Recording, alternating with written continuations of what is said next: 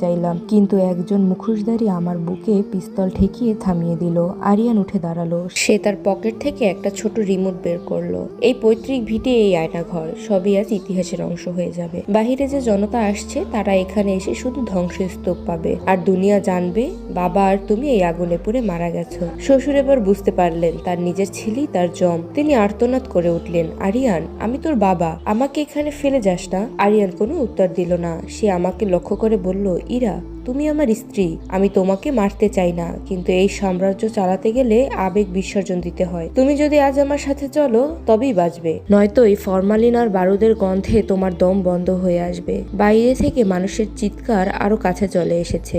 আগুনের মশালের আলো জানালার ভাঙা কাঁচ দিয়ে ভেতরে ঢুকছে। আরিয়ানের হাতে সময় খুব কম। সে রিমোটের একটা বোতাম চাপলো। পুরো মাটির নিচের ল্যাবে সাইরেন বাজতে শুরু করলো। কাউন্টডাউন শুরু হয়ে গেছে। 5 মিনিট পর পুরো বাড়িটা উড়ে যাবে। আমি দেখলাম পাশে পড়ে থাকা সেই কাচের জারটা, যাতে রুনু বা মলির মতো কোনো এক দুর্ভাগা হৃৎপিণ্ড ভাসছে। আমি বুঝলাম আরিয়ান আর তার বাবার মধ্যে কোনো পার্থক্য নেই। একজন প্রকাশ্যে জানোয়ার, অন্যজন মুখোশধারী দানব। আমি তোমার সাথে কোথাও যাব না আরিয়ান, আমি দাঁতে দাঁত চেপে বললাম। তোমার এই পাপের সাম্রাজ্য আমি শেষ করবই।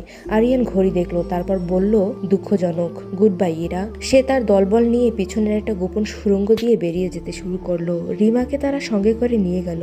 আমি একা পড়ে রইলাম সেই অন্ধকার ঘরে, যার চারপাশে বিষাক্ত ফরমালিন আর কয়েক মিনিট পর বিস্ফোরিত হতে যাওয়া ডিনামাইট। মেঝেতে আমার পঙ্গু শ্বশুর গোংরাচ্ছে, আর উপরে হাজার হাজার ক্ষুব্ধ মানুষ। হঠাৎ আমার চোখে পড়লো শ্বশুরের হাতের কাছে পড়ে থাকা সেই সার্জিক্যাল ছুরিটা আর ল্যাপটপের জিপিএস ট্র্যাকারটা এখনো সচল, যেটা আরিয়ানের জ্যাকেটের পকেটে আমি গুজে দিতে চেয়েছিলাম, কিন্তু না, সেটা সম্ভব হয়নি। কিন্তু আরিয়ানের পকেট থেকে একটা ছোট ডায়েরি পড়ে গিয়েছে তাড়াহুড়োয়। আমি হামাগুড়ি দিয়ে সেই ডায়েরিটার দিকে হাত বাড়ালাম। ওটা কি আরিয়ানের ক্লায়েন্ট লিস্ট, নাকি এই নরক থেকে বের হওয়ার কোনো নকশা?